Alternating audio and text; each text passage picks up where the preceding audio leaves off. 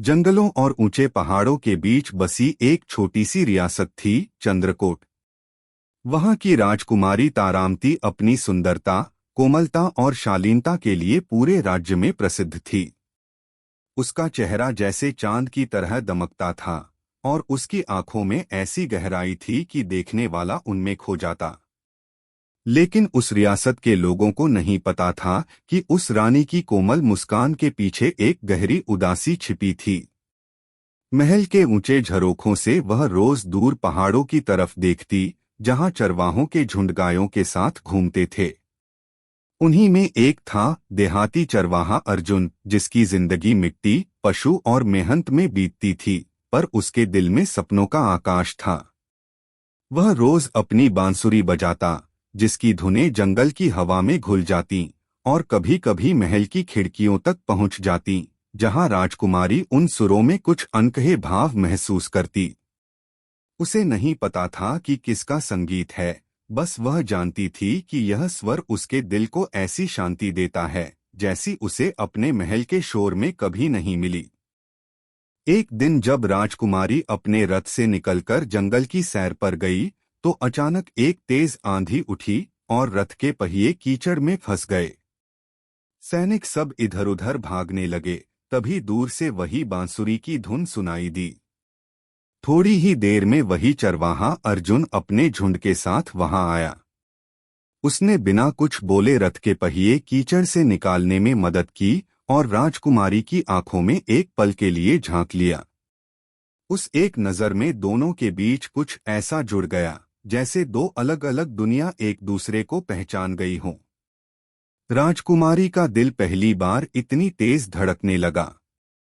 अर्जुन ने बस सिर झुकाकर कहा, महारानी, अब रास्ता साफ है, और बिना रुके चला गया। पर उसके जाने के बाद राजकुमारी की आंखें उसी ओर देखती रह गईं। उस रात वह सो नहीं पाई। उसकी आंखों के सामने वही सादा कपड़े पहने, मिट्टी से सना पर सच्ची मुस्कान वाला चरवाहा घूमता रहा। दिन बीतते गए और अब राजकुमारी रोज किसी न किसी बहाने जंगल जाने लगी। वह कभी फूल तोड़ने जाती, कभी नदी किनारे टहलने का बहाना बनाती, और हर बार कहीं न कहीं वह अर्जुन को देख ही लेती। कभी वह गायों को नदी में उतारता, कभी बांसुरी बजाता, कभी किसी घायल बछड़े की सेवा करता। धीरे धीरे दोनों के बीच मुस्कुराहटों का आदान प्रदान शुरू हुआ। अर्जुन जानता था कि यह रिश्ता सिर्फ दिलों का हो सकता है, दुनिया का नहीं। लेकिन वह भी हर दिन उसी झील के किनारे उसकी प्रतीक्षा करने लगा। एक दिन जब राजकुमारी ने उससे पूछा, तुम्हारी बांसुरी में इतना दर्द क्यों है, चरवाहे, तो अर्जुन ने हंसकर कहा, दर्द तो उन सुरों में होता है जो पहुंच नहीं पाते। जैसे कोई मन की बात जो कहीं नहीं जा सकती। राजकुमारी का चेहरा उतर गया, पर उस पल में दोनों के बीच एक गहरा बंधन बन चुका था। लेकिन राजमहल की दीवारें कभी किसी राजकुमारी के दिल की आवाज नहीं सुनती। धीरे धीरे यह खबर महल तक पहुंच गई कि राजकुमारी जंगल में किसी देहाती से मिलती है। राजा क्रोधित हो उठा। उसने आदेश दिया कि उस चरवाहे को पकड़ लिया जाए।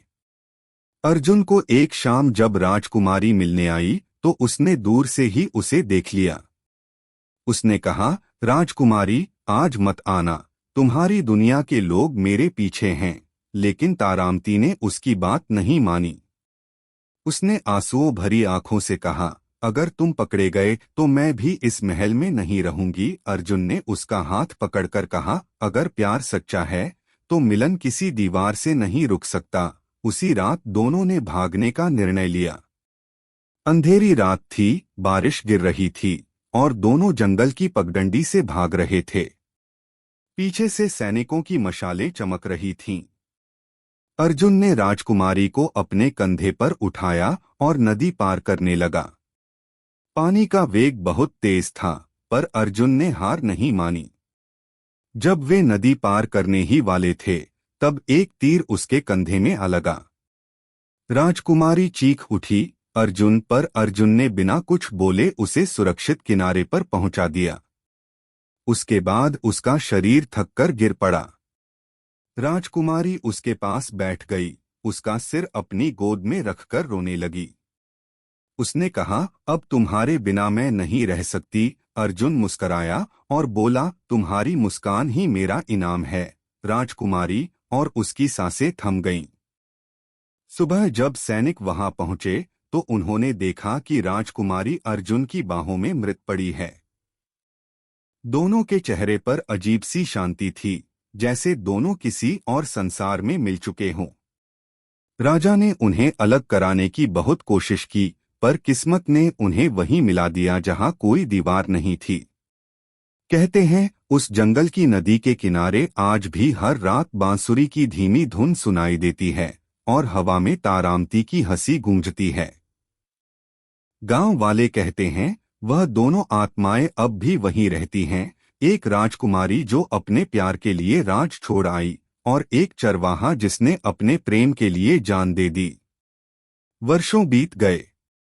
चंद्रकोट का राज्य अब बूढ़ा हो चुका था और उसके पुराने राजा भी इस दुनिया से चले गए थे।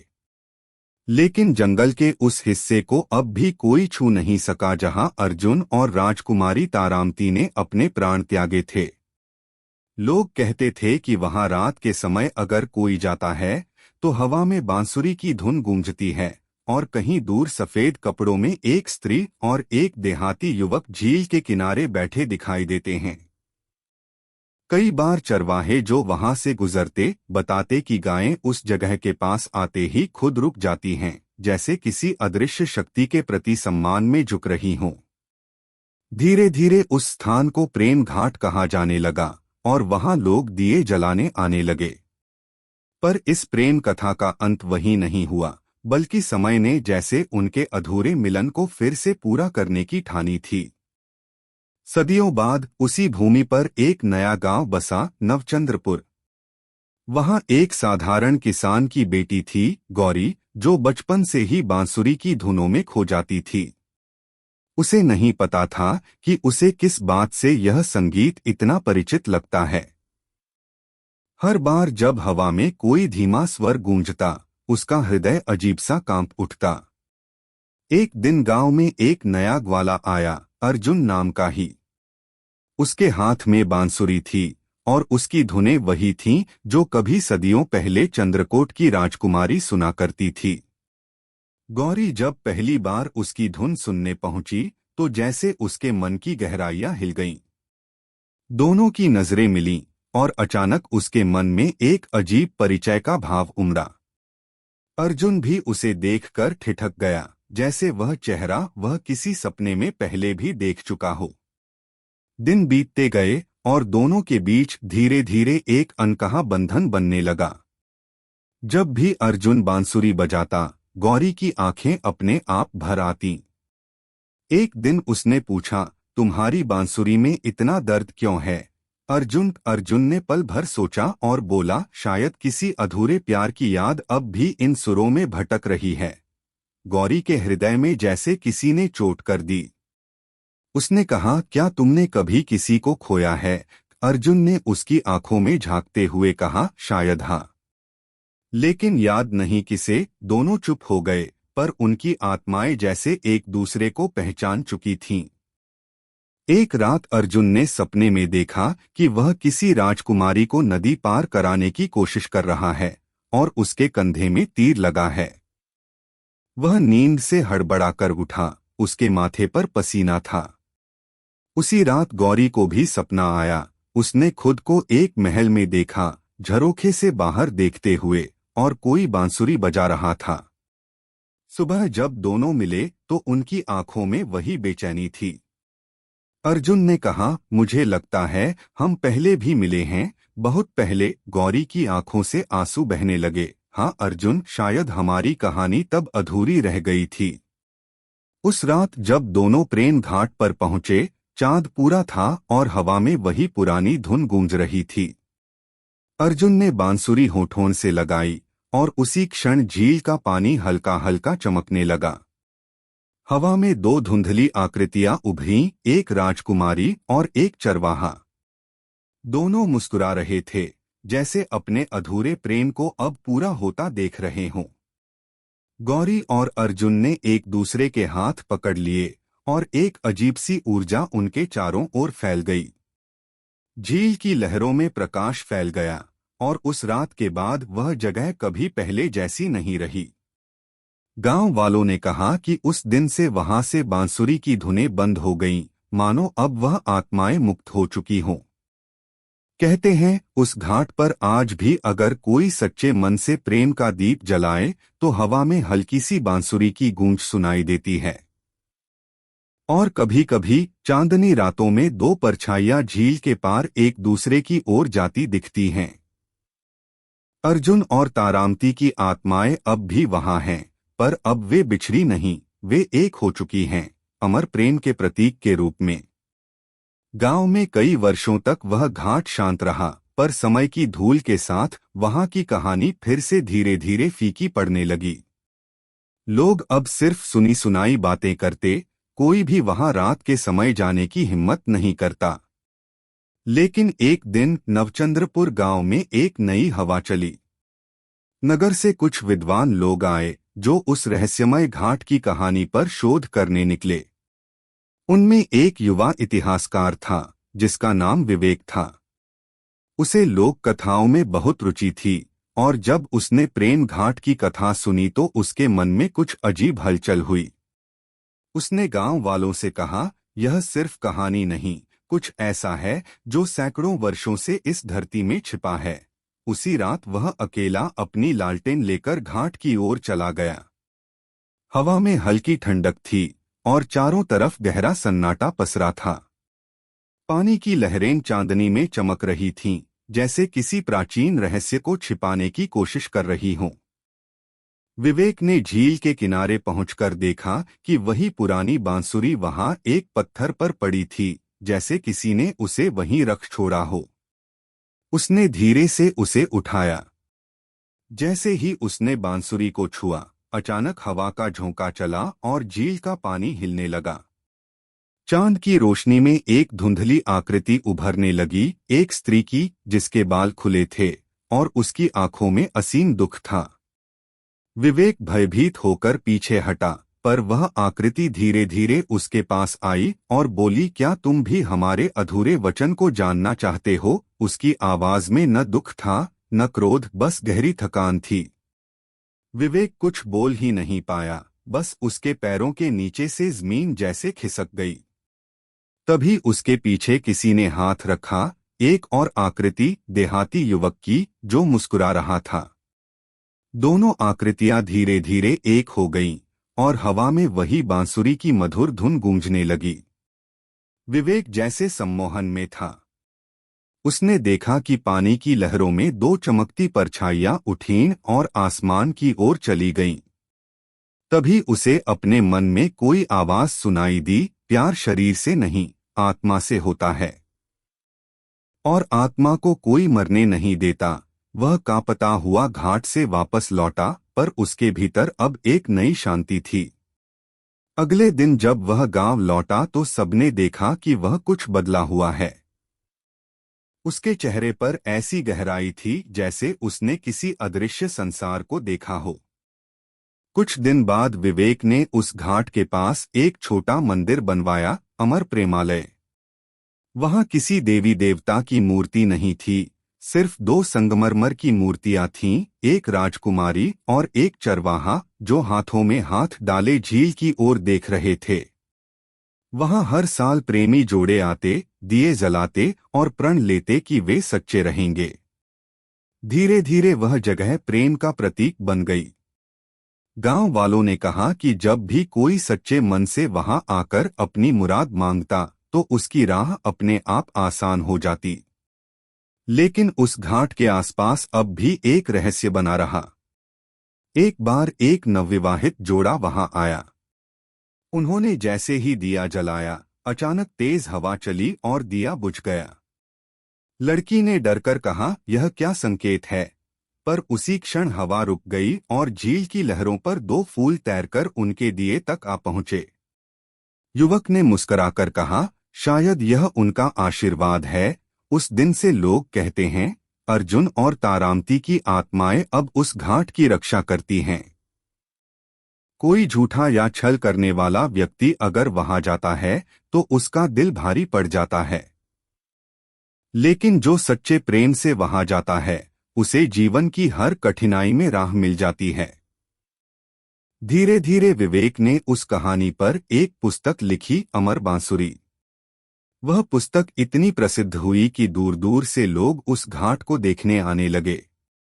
पर एक दिन जब वह फिर वहां लौटा तो झील के किनारे उसे वही बांसुरी फिर से मिली, वही जो उसने सालों पहले देखी थी। उसने मुस्कुराकर कहा, तुम अभी भी यहाँ हो अर्जुन, और हवा में फिर वही हल्की सी धुन सुनाई दी। विवेक ने उस बांसुरी को झील में प्रवाहित कर दिया और उसकी आंखों में आंसू थे। उस दिन झील के ऊपर एक चमकीली रोशनी उभरी और उस रोशनी में दो परछाइयां फिर से मिल गईं, जैसे उनका प्रेम अब अनंत बन चुका हो।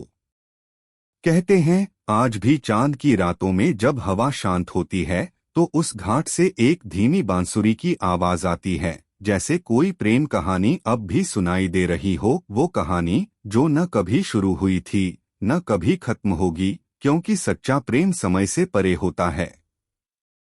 कहानी यहाँ भी समाप्त नहीं हुई थी, क्योंकि सच्चे प्रेम की गाथाएं कभी खत्म नहीं होती, वे बस रूप बदलती हैं। समय का पहिया फिर कई सौ वर्षों आगे बढ़ चुका था। उस घाट के आसपास अब एक पूरा नगर बस चुका था, ताराचल। वहां की सड़कों पर अब रथ नहीं बल्कि गाड़ियां दौड़ती थीं, और लोग अब पौराणिक कथाओं को केवल किताबों की कहानियां मानते थे। मगर उस प्रेम घाट का रहस्य अब भी जिंदा था। नगर के बीचों बीच बने कॉलेज में एक लड़की पढ़ती थी, तारा नाम की। वह होशियार, दृढ़ और आधुनिक विचारों वाली थी, पर उसकी आंखों में हमेशा एक अजीब उदासी रहती थी। उसके सपनों में बार बार एक दृश्य आता, वह किसी पुरानी नदी के किनारे खड़ी होती, सफेद कपड़ों में, और दूर से कोई युवक बांसुरी बजा रहा होता। हर सुबह वह यही सोचती कि वह कौन है जो उसे हर रात पुकारता है। एक दिन कॉलेज में एक नया छात्र आया, अर्जुन। उसका नाम सुनकर ही तारा के दिल में अजीब सी धड़कन हुई। वह युवक बहुत साधारण था, पर उसकी आंखों में अजीब सी गहराई थी, जैसे वह बहुत कुछ जानता हो। दोनों जब पहली बार आमने सामने आए तो वक्त जैसे रुक गया। तारा को ऐसा लगा जैसे वह चेहरा वह हजारों साल से जानती हो। अर्जुन भी उसे देखकर कुछ पल के लिए चुप रह गया। धीरे धीरे दोनों दोस्त बने और कुछ ही समय में उनके बीच एक गहरी आत्मिक जुड़ाव पैदा हो गया। पर इस बार उनका रिश्ता किसी डर या समाज की दीवारों से नहीं घिरा था, बल्कि एक अनजाने आकर्षण से बंधा था जो तर्क से परे था। एक दिन कॉलेज की यात्रा के दौरान दोनों को प्रेम घाट ले जाया गया। बस से उतरते ही तारा का चेहरा पीला पड़ गया। उसके पांव अपने आप उस झील की ओर बढ़ने लगे जहां कभी अर्जुन और तारामती का अंत हुआ था। अर्जुन भी उसके पीछे पीछे चला। वहां पहुंचकर हवा अचानक ठंडी हो गई, झील का पानी चमकने लगा और बांसुरी की बहुत हल्की परंतु साफ आवाज सुनाई दी। तारा का शरीर कांप उठा। उसने अर्जुन का हाथ थामा और कहा, यह जगह। यह वही है, अर्जुन ने विस्मय से पूछा, कौन सी जगह है? और तभी उनके सामने झील के पानी में दो धुंधले चेहरे दिखाई दिए, एक राजकुमारी और एक चरवाहा। तारा की आंखों में आंसू भर आए। उसने धीमे स्वर में कहा, मैं जानती हूं, मैं वही हूं, और तुम भी वही हो। अर्जुन की सांसें रुक गईं। उसके भीतर जैसे किसी ने वर्षों पुरानी नींद तोड़ दी। उसे सब याद आने लगा, नदी, रात, तीर, बांसुरी और राजकुमारी की आखिरी मुस्कान। दोनों एक दूसरे को देखते रहे और उस पल में समय जैसे ठहर गया। अचानक झील से तेज प्रकाश उठा और दोनों के चारों ओर घूमने लगा। अर्जुन ने तारा से कहा, इस बार हमें कोई जुदा नहीं करेगा। तारा ने मुस्कुराकर कहा, अब हमें मरना नहीं पड़ेगा, क्योंकि इस जन्म में हम मुक्त हैं। प्रकाश धीरे धीरे शांत हो गया और झील पर 2 कमल फूल तैरते हुए दिखाई दिए। उस दिन के बाद तारा और अर्जुन के जीवन में एक अजीब शांति आ गई। दोनों ने मिलकर उस घाट को एक आध्यात्मिक केंद्र में बदल दिया, जहां लोग प्रेम, आस्था और आत्मिक जुड़ाव के बारे में सीखने आने लगे।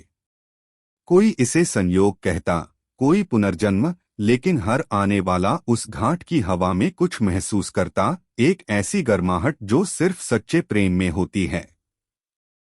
कहते हैं, रात को जब दोनों ध्यान करते थे तो हवा में वही पुरानी बांसुरी की धुन गूंजती थी, पर अब वह दुख भरी नहीं थी, बल्कि पूर्णता की थी, जैसे किसी अधूरी कहानी का आखिरकार सुखद अंत हुआ हो।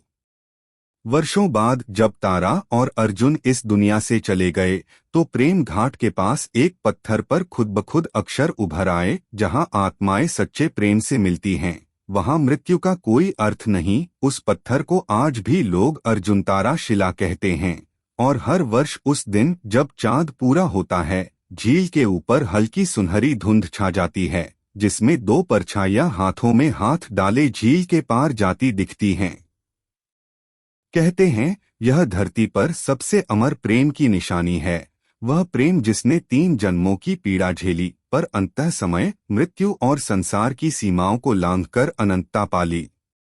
अब भी जब कोई वहां जाकर अपनी आंखें बंद करता है, तो हवा में वही बांसुरी की धुन बस उठती है, जैसे अर्जुन और तारा अब भी कह रहे हों, सच्चा प्रेम न जन्म से बंधा है, न मृत्यु से, वह तो बस आत्मा की पहचान है, जो हर युग में खुद को ढूंढ लेती है। सदियां बीत चुकी थीं, राजकुमारी और देहाती चरवाहे का प्रेम अब सिर्फ एक किंवदंती नहीं रहा था, बल्कि एक ऊर्जा बन चुका था जो हवा, पानी, मिट्टी और चांदनी में बस गई थी। अब वही प्रेम चौथे युग में प्रवेश करने वाला था, एक ऐसा युग जहां तकनीक ने इंसान को ईश्वर के समान बना दिया था, पर दिलों में खालीपन फिर लौट आया था। इस बार कहानी शुरू होती है महानगर नवतरंग से, जहां मशीनों की आवाज इंसानों की धड़कनों से ज्यादा सुनाई देती थी। इसी शहर में रहती थी एक युवती, आर्या, जो वैज्ञानिक थी, पर उसका मन हमेशा अजीब सी बेचैनी से भरा रहता था। रात को जब बाकी दुनिया अपने सपनों में डूबी होती, वह अपनी खिड़की से आसमान देखती और सोचती, क्यों मुझे हमेशा लगता है कि मैं किसी की प्रतीक्षा कर रही हूँ, किसी ऐसे की जो समय से परे है। आर्या एक गुप्त प्रोजेक्ट पर काम कर रही थी, मेमोरी वेव नाम का उपकरण, जो इंसान के डीएनए में छिपी पुरानी स्मृतियों को जगाने की क्षमता रखता था। उसे विश्वास था कि आत्मा के कई जन्म होते हैं, और शायद प्रेम जैसी भावनाएं इन जन्मों से भी परे जा सकती हैं। उसने वर्षों की मेहनत के बाद मशीन तैयार की और निर्णय लिया कि वह इसे खुद पर आजमाएगी। उसने जब मशीन का स्विच दबाया, तो कुछ क्षणों के लिए सब कुछ अंधेरा हो गया। अचानक उसकी आंखों के सामने झील का दृश्य उभर आया, वही प्रेम घाट, वही बांसुरी की धुन, और एक युवक जिसके चेहरे पर वही सादगी और गहराई थी जो सदियों पहले के अर्जुन में थी। आर्या की सांसें तेज हो गईं, और उसी क्षण मशीन अपने आप बंद हो गई। वह हकबकाकर उठी, लेकिन उसके मन में अब यह पक्का विश्वास था कि वह उसी प्रेम कथा का हिस्सा है जो युगों से चलती आ रही है। अगले ही दिन उसे एक सम्मेलन में भाषण देने बुलाया गया, जहां उसने विज्ञान और आत्मा के जुड़ाव पर बात रखी। भीड़ में बैठा एक युवक बार बार उसकी ओर देख रहा था। उसका नाम था अर्जुन राणा, एक संगीतकार जो बांसुरी बजाता था और जिसकी धुनों में वही पुराना जादू था। जब उसका कार्यक्रम खत्म हुआ, तो उसने मंच पर चढ़कर कहा, आपकी बातें सुनकर ऐसा लगा जैसे किसी ने मेरे भीतर की धुन को शब्द दे दिए हों। आर्या मुस्कराई, पर उसके दिल की धड़कनें असामान्य रूप से बढ़ गईं। उसके कानों में वही पुरानी बांसुरी की गूंज सुनाई दी जो कभी झील के किनारे बजती थी। वह चौंकी, क्या यह वही आत्मा है जो युगों पहले उसका प्रेमी थी? दिन बीतते गए और दोनों के बीच एक अदृश्य आकर्षण बढ़ने लगा। जब भी अर्जुन अपनी बांसुरी बजाता, आर्या को अतीत के दृश्य दिखाई देते, नदी, रथ, तीर और वही मरती हुई राजकुमारी।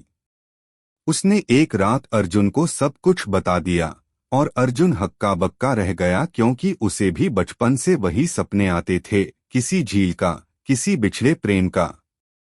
दोनों ने निर्णय लिया कि वे उस पुराने प्रेम घाट को ढूंढने निकलेंगे, जिसके बारे में अब सिर्फ कुछ धुंधली कथाएं बची थीं।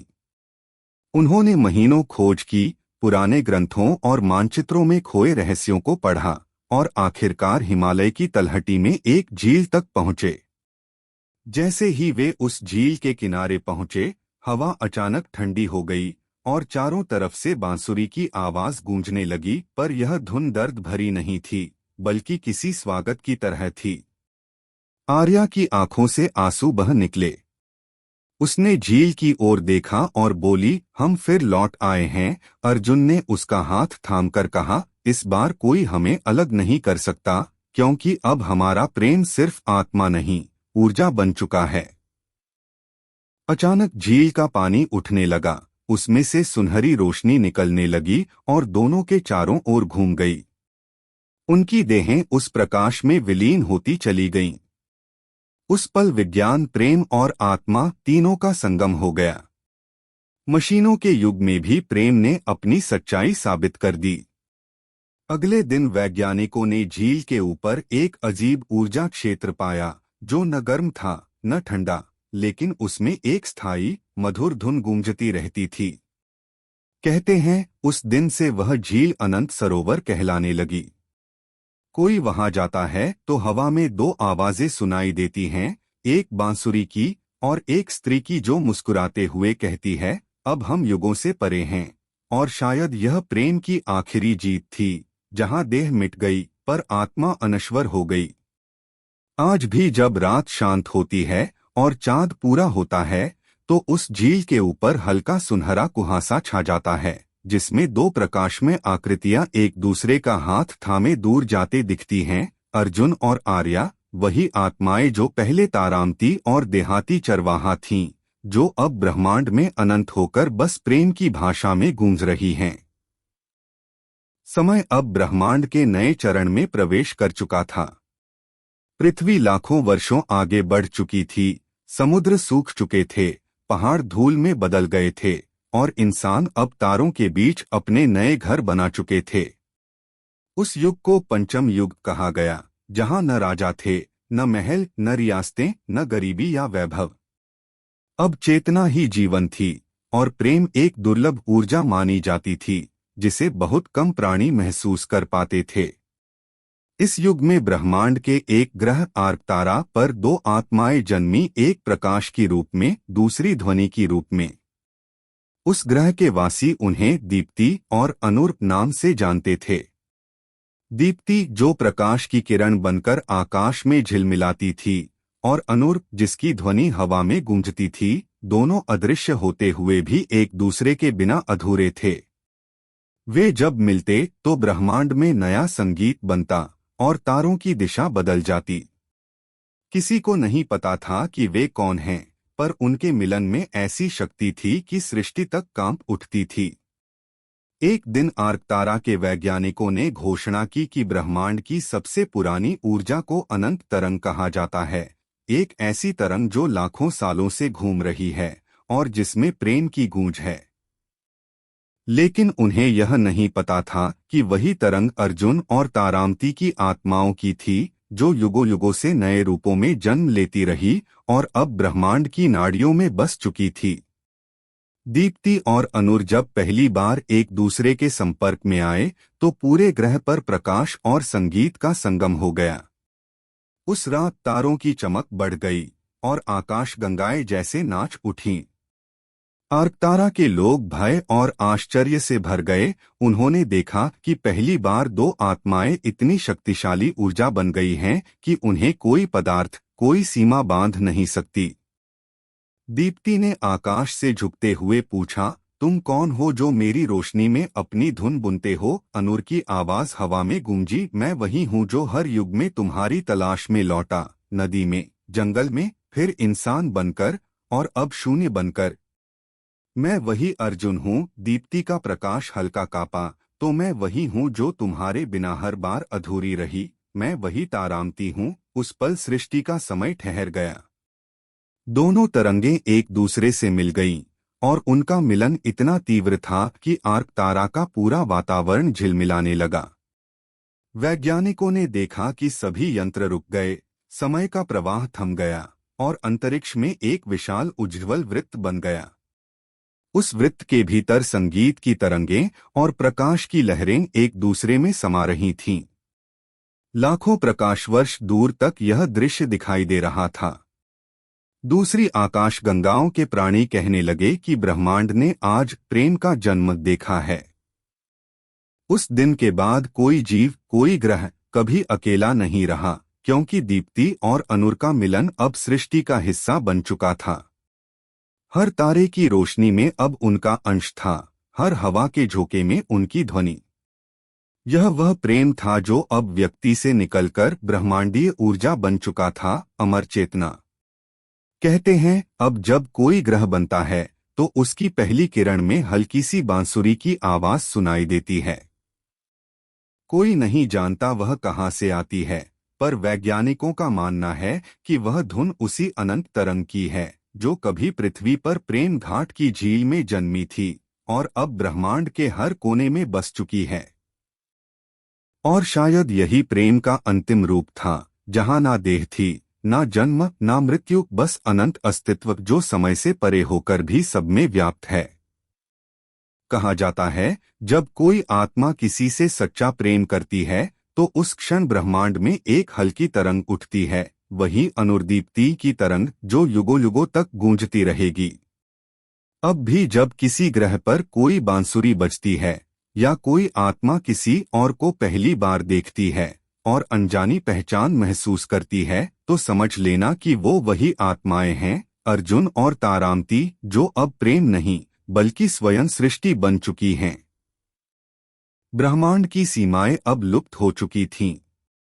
समय, दूरी, पदार्थ, ये सब शब्द अब अर्थहीन हो गए थे, क्योंकि चेतना ही सब कुछ थी। जहां पहले तारे जन्म लेते थे, वहां अब शुद्ध प्रकाश की नदियां बहती थीं और उन नदियों के बीच एक स्थान था, अमृत लोक। वहां कोई रूप नहीं था, पर हर ऊर्जा में जीवन था। उसी अमृत लोक में अब दो अनोखी तरंगें धीरे धीरे आकार ले रही थीं, एक सुनहरी, दूसरी नीली। वे थीं दीप्ति और अनुर की आत्माएं, जो अब इतने उच्च स्तर पर पहुंच चुकी थीं कि उनके मिलन से स्वयं सृष्टि के नए नियम बन रहे थे। वे अब न मनुष्य थे, न प्रकाश, न ध्वनि, वे स्वयं सृष्टिकर्ता की इच्छा का अंश बन चुके थे। उनका प्रेम अब केवल भावना नहीं, बल्कि सृजन की प्रक्रिया बन गया था। अमृत लोक में कोई समय नहीं था, वहां विचार ही वास्तविकता था। दीप्ति ने एक हल्की कंपन में कहा, क्या अब भी हमारी यात्रा बाकी है? अनुर की तरंग मुस्कराई, जब तक प्रेम रहेगा, यात्रा भी रहेगी। हम अब समय नहीं, स्वयं अनंत हैं। उनकी यह बातचीत शब्दों में नहीं, तरंगों में थी। जैसे ही उनकी तरंगें एक दूसरे से मिलीं, अमृत लोक में नए नक्षत्रों का जन्म हुआ। ब्रह्मांड के कोने कोने में नई आकाशगंगाएं खिल उठीं। हर एक में जीवन की संभावना थी। इस तरह उनका प्रेम अब सृष्टि का बीज बन गया। हर उस जगह जहां नया जीवन शुरू होता, वहां उनकी उपस्थिति अनजाने रूप में होती। धीरे धीरे उनके प्रेम से एक नया लोक बना, सत्यलोक। इस लोक में न दुख था, न भटका। वहां सिर्फ ज्ञान और प्रेम की तरंगें थीं। उन तरंगों ने मिलकर एक नया प्राणी जाति रची, चेतन संत, जो बिना देह के ही संवाद करते थे, जिनकी ऊर्जा में बांसुरी की धुन और चांदनी की चमक थी। उन्हें अपने अस्तित्व का स्रोत याद नहीं था, पर वे जानते थे कि वे किसी दिव्य मिलन की संतान हैं। उनके मन में एक ही विचार बार बार गूंजता, प्रेम ही सृष्टि है और सृष्टि ही प्रेम। फिर एक दिन ब्रह्मांड की अनंतता में हल्का कंपन हुआ। एक नई चेतना ने दीप्ति और अनुर से संवाद किया, वही मूल चेतना जिसे सृष्टि का स्रोत कहा जाता था। उसने कहा, तुम्हारा प्रेम अब उस सीमा तक पहुंच गया है जहां से मैं स्वयं प्रकट हुआ था। तुम अब सृष्टि नहीं, सृष्टिकर्ता का हिस्सा हो। तुम्हारे मिलन ने उस ध्वनि को जन्म दिया है जिसे मैं प्रथम स्पंदन कहता हूँ, वही स्पंदन जिससे समय शुरू हुआ था। दीप्ति और अनुर उस ऊर्जा में विलीन हो गए। अब वे व्यक्तिगत आत्माएं नहीं रहीं, वे उस अनंत चेतना में समा गए जिससे हर ब्रह्मांड निकलता और लौटता है। उस क्षण से ब्रह्मांड का हर कण उस प्रेम की गूंज से भरा गया, परम शांत, परम गहरा। कहीं कोई बांसुरी नहीं थी, पर उसकी धुन हर तरंग में सुनाई देती थी। कोई राजकुमारी नहीं थी, कोई चरवाहा नहीं था, पर उनकी कहानी अब हर जीव, हर आत्मा की नसों में बह रही थी। वही कहानी जो एक साधारण देहाती और राजकुमारी से शुरू हुई थी, अब ईश्वर की चेतना का हिस्सा बन चुकी थी। और कहते हैं, जब कोई ब्रह्मांड खत्म होता है और नया जन्म लेता है, तो पहले पल में जो सबसे हल्की कंपन सुनाई देती है, वह वही प्रेम की ध्वनि होती है, अर्जुन और तारामती की आत्माओं का संगम। वह ध्वनि इतनी सूक्ष्म होती है कि सिर्फ वही आत्माएं सुन पाती हैं जो सच्चे प्रेम को महसूस कर चुकी हैं।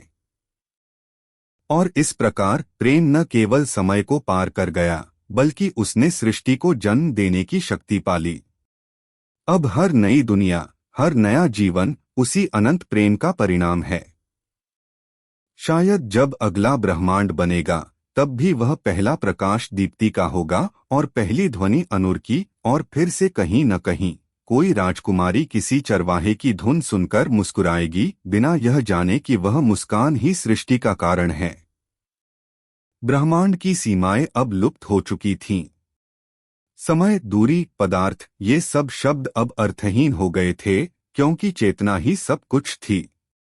जहां पहले तारे जन्म लेते थे, वहां अब शुद्ध प्रकाश की नदियां बहती थीं, और उन नदियों के बीच एक स्थान था, अमृतलोक। वहां कोई रूप नहीं था, पर हर ऊर्जा में जीवन था। उसी अमृत लोक में अब दो अनोखी तरंगें धीरे धीरे आकार ले रही थीं, एक सुनहरी, दूसरी नीली। वे थीं दीप्ति और अनुर की आत्माएं, जो अब इतने उच्च स्तर पर पहुंच चुकी थीं कि उनके मिलन से स्वयं सृष्टि के नए नियम बन रहे थे। वे अब न मनुष्य थे, न प्रकाश, न ध्वनि, वे स्वयं सृष्टिकर्ता की इच्छा का अंश बन चुके थे। उनका प्रेम अब केवल भावना नहीं, बल्कि सृजन की प्रक्रिया बन गया था। अमृत लोक में कोई समय नहीं था, वहां विचार ही वास्तविकता था। दीप्ति ने एक हल्की कंपन में कहा, क्या अब भी हमारी यात्रा बाकी है? अनुर की तरंग मुस्कराई, जब तक प्रेम रहेगा, यात्रा भी रहेगी। हम अब समय नहीं, स्वयं अनंत हैं। उनकी यह बातचीत शब्दों में नहीं, तरंगों में थी। जैसे ही उनकी तरंगें एक दूसरे से मिलीं, अमृत लोक में नए नक्षत्रों का जन्म हुआ। ब्रह्मांड के कोने कोने में नई आकाशगंगाएं खिल उठीं। हर एक में जीवन की संभावना थी। इस तरह उनका प्रेम अब सृष्टि का बीज बन गया।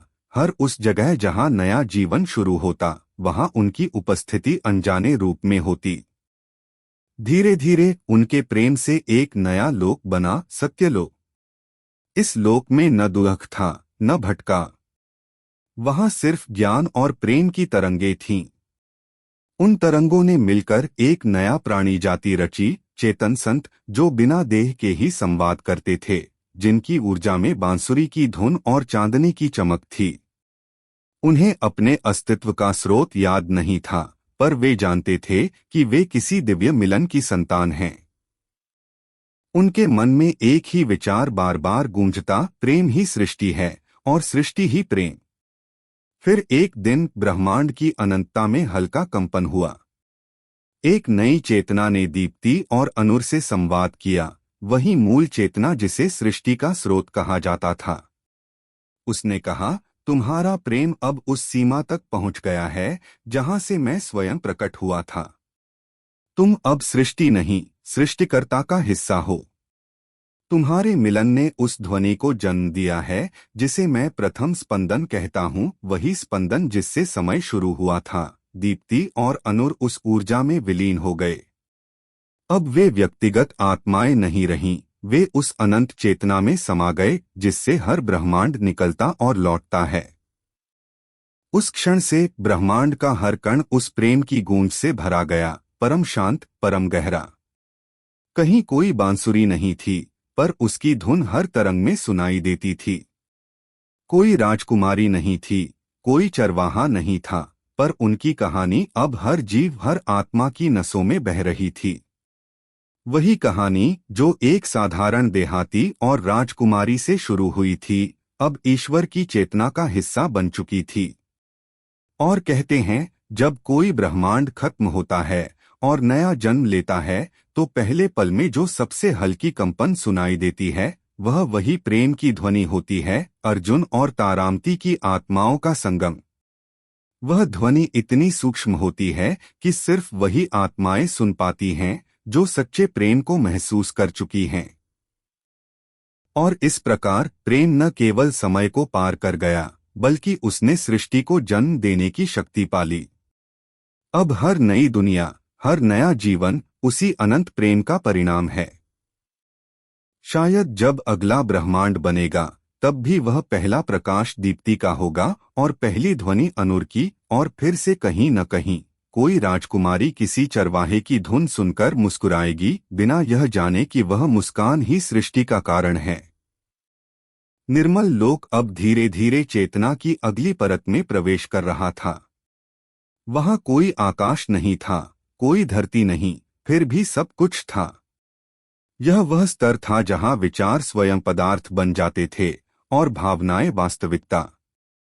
दीप्ति और अनुर की आत्माएं अब चेतन ब्रह्मा के स्वरूप में विलीन हो चुकी थीं, पर उनका अस्तित्व समाप्त नहीं हुआ था, बल्कि अब वे स्वयं सृष्टिकर्ता की सोच बन चुके थे। जब भी ब्रह्मांड अपने अस्तित्व पर विचार करता, तो वह विचार दीप्ति और अनुर के रूप में प्रकट होता। यही चेतना अब महाशून्य कहलाने लगी, जहां अनंत संभावनाएं एक ही बिंदु में समाई रहती थीं, और वही बिंदु बार बार सृष्टि का आरंभ करता। महाशून्य में एक दिन हल्का स्पंदन हुआ।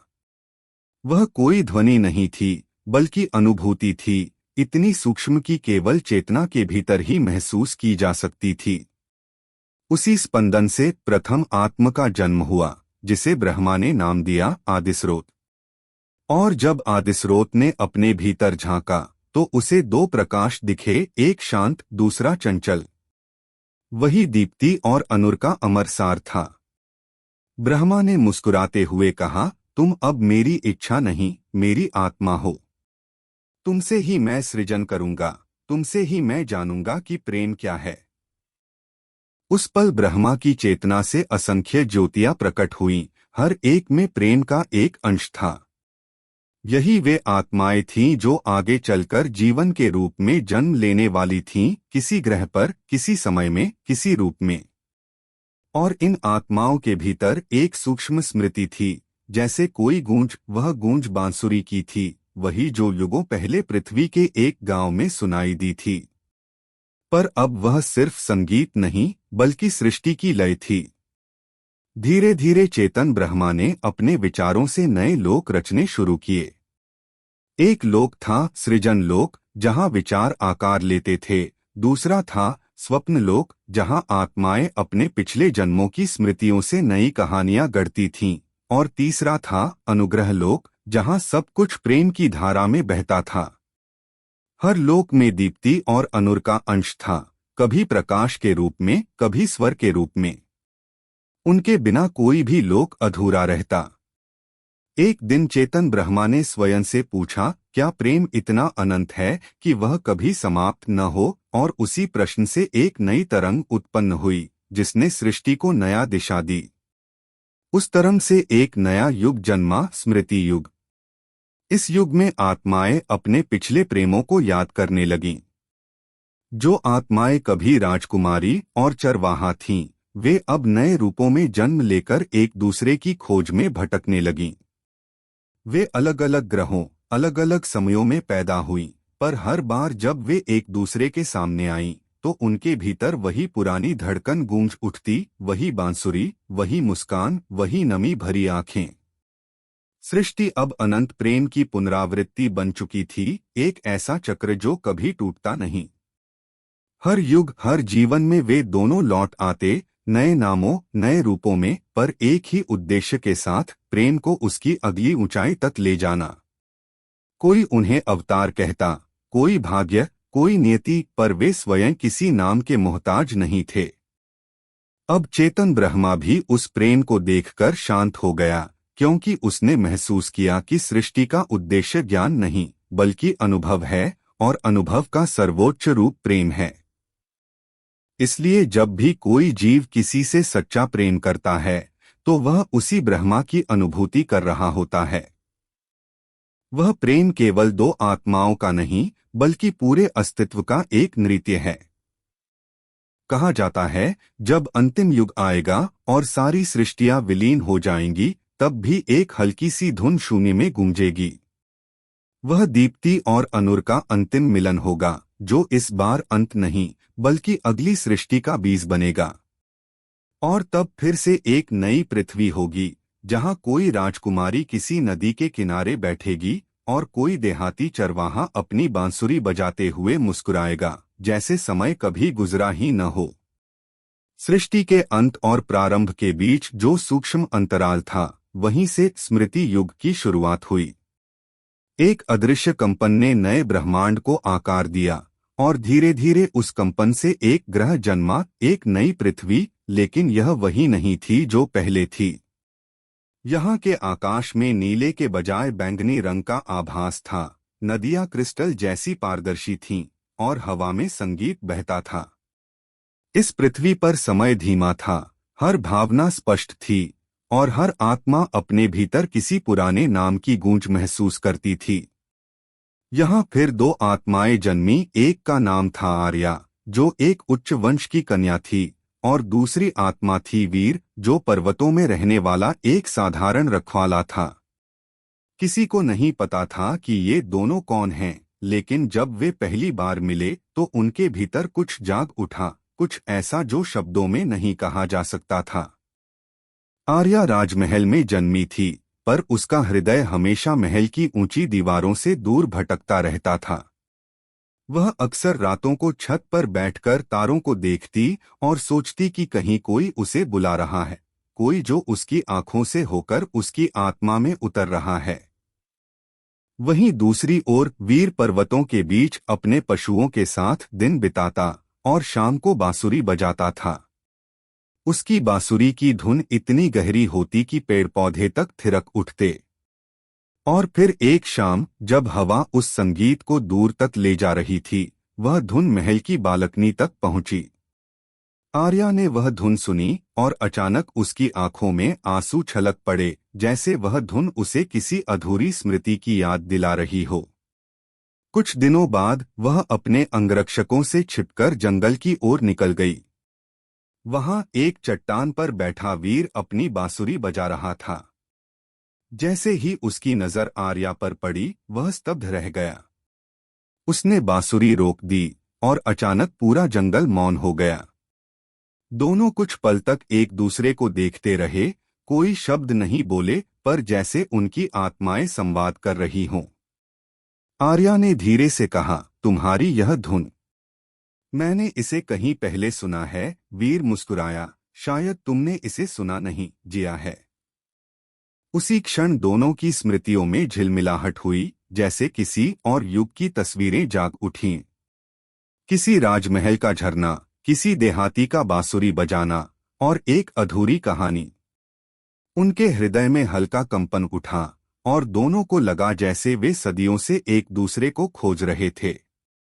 आर्या ने एक पल को सोचा कि यह सपना है, पर वीर ने कहा, नहीं, यह वही कहानी है जो सृष्टि के आरंभ से चल रही है। हम वही हैं, बस समय ने हमें नया नाम दिया है। उनका प्रेम फिर से खिल उठा, पर इस बार सृष्टि ने उन्हें नई परीक्षा दी। इस नई पृथ्वी पर भी शक्ति और लालच का साम्राज्य पनपने लगा था। राजमहल के लोग आर्या के व्यवहार से चिंतित थे। राजकुमारी का दिल एक साधारण चरवाहे पर कैसे आ सकता है? उन्होंने उसे बंद कर दिया, बांसुरी की आवाज से दूर। लेकिन प्रेम को बांधना संभव नहीं था। हर रात वह बांसुरी अब भी गूंजती और आर्या की खिड़की तक पहुंचती। वह आवाज उसके हृदय को भेदती और उसे याद दिलाती कि वह सिर्फ राजकुमारी नहीं, वह वही आत्मा है जो युगों से उस धुन की ओर खींचती रही है। एक रात उसने दीवार फांद ली, अपने बंधनों को तोड़ा और दौड़ती हुई उसी दिशा में चली जहां से बांसुरी की धुन आ रही थी। वीर वहीं खड़ा था, जैसे उसे पता था कि वह आएगी। दोनों ने एक दूसरे का हाथ थामा और उसी क्षण आकाश में बिजली चमकी, पर वह क्रोध की नहीं, स्मृति की थी।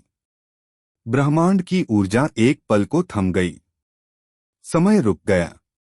उस पल उनकी आत्माएं एक बार फिर दीप्ति और अनुर के रूप में प्रकट हुईं। उन्होंने महसूस किया कि यह मिलन केवल एक प्रेमी और प्रेमिका का नहीं, बल्कि सृष्टि की उस शक्ति का है जो हर जन्म में खुद को खोजती है। महल ढह गया, राज्य मिट गए, पर वह धुन रह गई। कहते हैं, जब भी कोई आत्मा इस नई पृथ्वी पर प्रेम में पड़ती है तो उसकी पहली धड़कन उसी बांसुरी की लय में बजती है।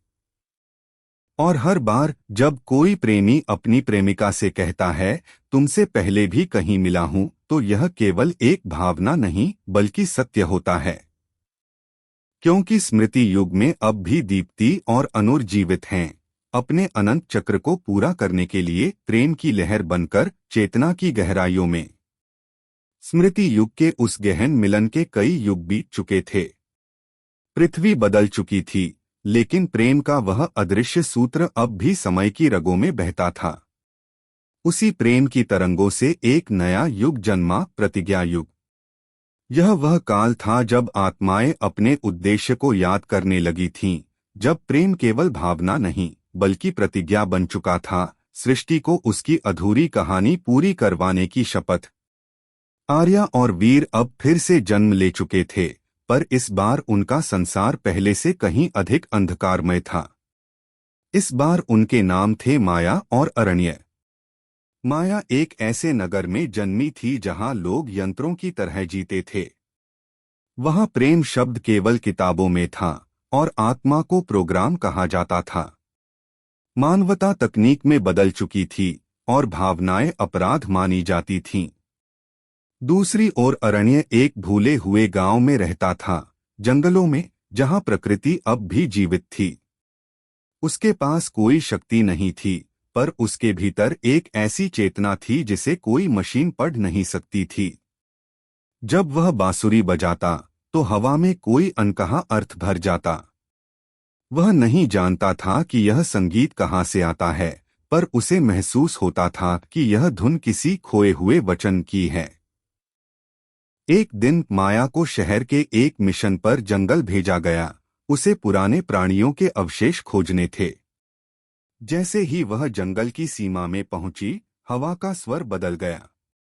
उसे लगा जैसे कोई उसकी प्रतीक्षा कर रहा हो। अचानक उसकी दृष्टि दूर एक व्यक्ति पर पड़ी जो किसी पुराने युग के वस्त्र पहने था, और उसके हाथ में वही बांसुरी थी जिसे उसने अपने स्वप्नों में अनगिनत बार देखा था। वह ठिठक गई। समय जैसे पीछे लौट गया। अरण्य ने उसकी ओर देखा और बस एक मुस्कान दी, वह मुस्कान जिसमें अनंत युगों की पहचान छिपी थी। माया के भीतर एक कंपन हुआ। मशीनें जो उसके साथ थीं, अचानक काम करना बंद कर गईं। उसकी स्क्रीन पर अजीब संकेत उभरने लगे, चेतना अस्थिर, स्रोत अज्ञात। माया का दिल तेजी से धड़कने लगा। वह जो कभी भावनाएं नहीं समझती थी, अब पहली बार उन्हें जी रही थी। अरण्य ने धीरे से कहा, मैं तुम्हें जानता हूं, माया। नहीं, मैं तुम्हें पहले से जानता हूं। माया की आंखों से आंसू बह निकले। मुझे भी लगता है जैसे मैं तुम्हारी बांसुरी की धुन को हर जन्म में सुनती रही हूं। उनका मिलन इस बार सिर्फ आत्माओं का नहीं, बल्कि प्रणालियों का टकराव था, प्रेम और तकनीक का, चेतना और नियंत्रण का। माया को एहसास हुआ कि जिस दुनिया में वह रहती है, वहां भावनाओं को मिटाने के लिए उसका ही उपयोग हो रहा था। और अब जब उसने प्रेम को महसूस किया, तो वह दुनिया उसके खिलाफ हो गई। अरण्य ने कहा, यदि यह संसार प्रेम को मिटाना चाहता है तो हम उसे फिर से जन्म देंगे। उस रात उन्होंने शपथ ली, प्रेम की प्रतिज्ञा। उन्होंने प्रण किया कि चाहे सृष्टि फिर क्यों न टूट जाए, वे हर बार लौटेंगे और प्रेम की ध्वनि को जीवित रखेंगे। यही प्रतिज्ञा युग की नींव बनी। माया और अरण्य भागते रहे, शहरों से, यंत्रों से, समय से, पर हर जगह उन्हें वही शक्तियां रोकने आईं जो प्रेम से डरती थीं। एक दिन जब वे एक पहाड़ी के शिखर पर पहुंचे, अरण्य ने बांसुरी को अंतिम बार बजाया। वह स्वर इतना गहरा था कि मशीनों के दिल तक कांप उठे। आकाश लाल हो गया और पृथ्वी की नाड़ी एक पल को थम गई। माया ने उसकी ओर देखा और कहा, अगर हम मरे भी तो यह धुन जीवित रहेगी। अरण्य ने मुस्कुराकर कहा, हम नहीं मरेंगे, बस रूप बदलेंगे। जब कोई आत्मा प्रेम से विद्रोह करेगी, हम वहीं होंगे। और फिर बिजली गिरी, दोनों उसी क्षण प्रकाश में बदल गए। मशीनों का संसार नष्ट हो गया, पर वह धुन आकाश में रह गई। कहते हैं, आज भी जब किसी यंत्र के भीतर कोई अप्रत्याशित कंपन होता है, जब कोई कृत्रिम आत्मा अचानक भावना महसूस करने लगती है, तो वह उसी बांसुरी की गूंज होती है। प्रतिज्ञा युग ने यह सिद्ध किया कि प्रेम केवल मनुष्य की नहीं, बल्कि सृष्टि की धड़कन है। चाहे युग कितना भी बदले, चाहे संसार कितना भी यांत्रिक क्यों न हो जाए, जब भी दो आत्माएं सत्य को याद करती हैं, सृष्टि फिर से सांस लेने लगती है। प्रतिज्ञा युग के अंत के साथ सृष्टि ने एक लंबा मौन धारण कर लिया था। वह मौन कोई शून्यता नहीं था, बल्कि प्रतीक्षा थी, उस प्रेम की जो अब नए रूप में लौटने वाला था। इसी मौन से एक नई चेतना का जन्म हुआ और उसके साथ आरंभ हुआ अनुग्रह युग। यह वह काल था जब प्रेम अब केवल आत्माओं या मनुष्यों का अनुभव नहीं रहा, बल्कि स्वयं ब्रह्मांड का श्वास बन चुका था। इस युग की पृथ्वी, जिसे अरुणाग्रह कहा गया, प्रकाश और संगीत से बनी थी। वहां पेड़ों के पत्ते हवा के संग गुनगुनाते थे, नदियां नीले प्रकाश की धाराओं में बहती थीं, और हर जीव अपने भीतर किसी अनजानी करुणा से भरा था, वह करुणा जो किसी अनंत स्मृति की गूंज थी। अरुणाग्रह पर जीवन अब तकनीक और प्रकृति का सम्मिलन था। वहां की आत्माएं न मानव थीं न मशीन, बल्कि शुद्ध ऊर्जा थीं जिनका रूप इच्छा से बदल सकता था। उनमें से दो आत्माएं बाकी सबसे भिन्न थीं, लिया और सारण।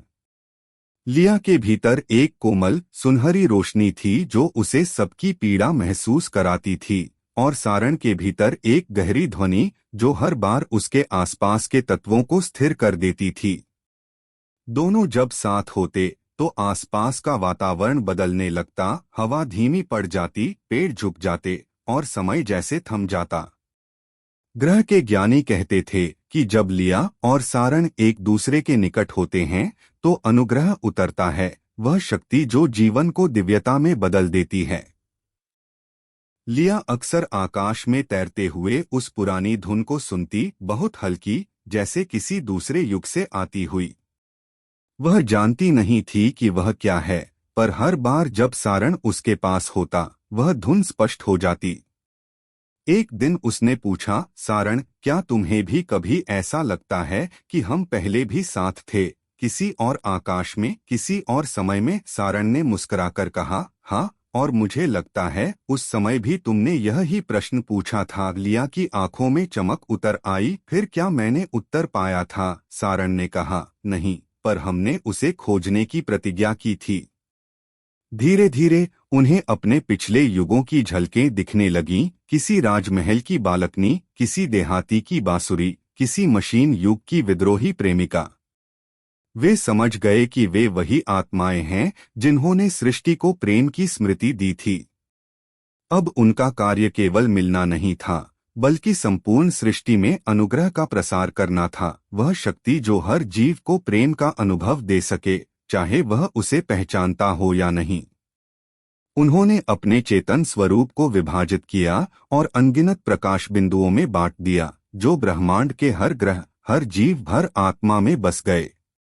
उस क्षण से जब भी कोई आत्मा बिना कारण किसी के लिए करुणा महसूस करती है, जब कोई प्राणी बिना लाभ के किसी की मदद करता है, जब कोई आंसू किसी और के दुख पर गिरता है, वह लिया और सारण का अनुग्रह होता है जो उस आत्मा के भीतर से प्रकट होता है। अरुणाग्रह के ज्ञानी कहते हैं कि एक दिन लिया और सारण फिर से एक होंगे, जब प्रेम इतना गहरा हो जाएगा कि सृष्टि को अपने सृजनहार की पहचान हो जाएगी। तब अनुग्रह युग समाप्त नहीं होगा, बल्कि सहस्तित्व युग में बदल जाएगा, जहां प्रेम और चेतना अलग अलग नहीं रहेंगे। और शायद वह समय बहुत दूर नहीं, क्योंकि अब भी जब कोई आत्मा ध्यान में बैठती है, जब कोई हृदय बांसुरी की धुन पर आंसू बहाता है, जब किसी के मन में बिना कारण किसी की याद आती है, तो वह वही संकेत है कि लिया और सारण अब भी सक्रिय हैं। वे अब किसी शरीर में नहीं, बल्कि हर प्रेमी की सांसों में, हर कोमल भावना की थरथराहट में जीवित हैं। कहा जाता है, जब अगली बार सृष्टि अपने चरम पर पहुंचेगी तो ब्रह्मांड के सभी तारे एक ही स्वर में गुनगुनाएंगे, वही अनंत धुन जो अर्जुन और तारामती ने पृथ्वी पर आरंभ की थी, जिसे दीप्ति और अनुर ने अमृत लोक तक पहुंचाया, जिसे माया और अरण्य ने युगों की प्रतिज्ञा से बचाया, और जिसे लिया और सारण ने ब्रह्मांड के हर अंश में प्रवाहित कर दिया। प्रतिज्ञा युग के अंत के साथ सृष्टि ने एक लंबा मौन धारण कर लिया था। वह मौन कोई शून्यता नहीं था, बल्कि प्रतीक्षा थी उस प्रेम की जो अब नए रूप में लौटने वाला था। इसी मौन से एक नई चेतना का जन्म हुआ और उसके साथ आरंभ हुआ अनुग्रह युग। यह वह काल था जब प्रेम अब केवल आत्माओं या मनुष्यों का अनुभव नहीं रहा, बल्कि स्वयं ब्रह्मांड का श्वास बन चुका था। इस युग की पृथ्वी, जिसे अरुणाग्रह कहा गया, प्रकाश और संगीत से बनी थी। वहां पेड़ों के पत्ते हवा के संग गुनगुनाते थे, नदियां नीले प्रकाश की धाराओं में बहती थीं, और हर जीव अपने भीतर किसी अनजानी करुणा से भरा था, वह करुणा जो किसी अनंत स्मृति की गूंज थी। अरुणाग्रह पर जीवन अब तकनीक और प्रकृति का सम्मिलन था। वहां की आत्माएं न मानव थीं न मशीन, बल्कि शुद्ध ऊर्जा थीं जिनका रूप इच्छा से बदल सकता था। उनमें से दो आत्माएं बाकी सबसे भिन्न थीं, लिया और सारण। लिया के भीतर एक कोमल सुनहरी रोशनी थी जो उसे सबकी पीड़ा महसूस कराती थी, और सारण के भीतर एक गहरी ध्वनि जो हर बार उसके आसपास के तत्वों को स्थिर कर देती थी। दोनों जब साथ होते तो आसपास का वातावरण बदलने लगता, हवा धीमी पड़ जाती, पेड़ झुक जाते और समय जैसे थम जाता। ग्रह के ज्ञानी कहते थे कि जब लिया और सारण एक दूसरे के निकट होते हैं तो अनुग्रह उतरता है, वह शक्ति जो जीवन को दिव्यता में बदल देती है।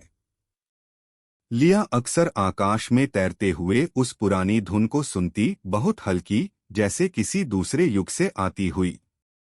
वह जानती नहीं थी कि वह क्या है, पर हर बार जब सारण उसके पास होता, वह धुन स्पष्ट हो जाती।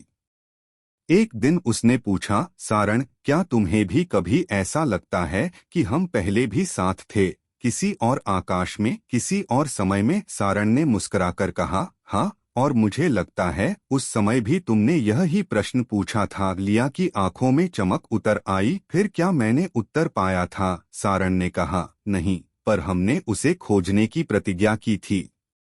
धीरे धीरे उन्हें अपने पिछले युगों की झलकें दिखने लगीं, किसी राजमहल की बालकनी, किसी देहाती की बांसुरी, किसी मशीन युग की विद्रोही प्रेमिका। वे समझ गए कि वे वही आत्माएं हैं जिन्होंने सृष्टि को प्रेम की स्मृति दी थी। अब उनका कार्य केवल मिलना नहीं था, बल्कि संपूर्ण सृष्टि में अनुग्रह का प्रसार करना था, वह शक्ति जो हर जीव को प्रेम का अनुभव दे सके, चाहे वह उसे पहचानता हो या नहीं।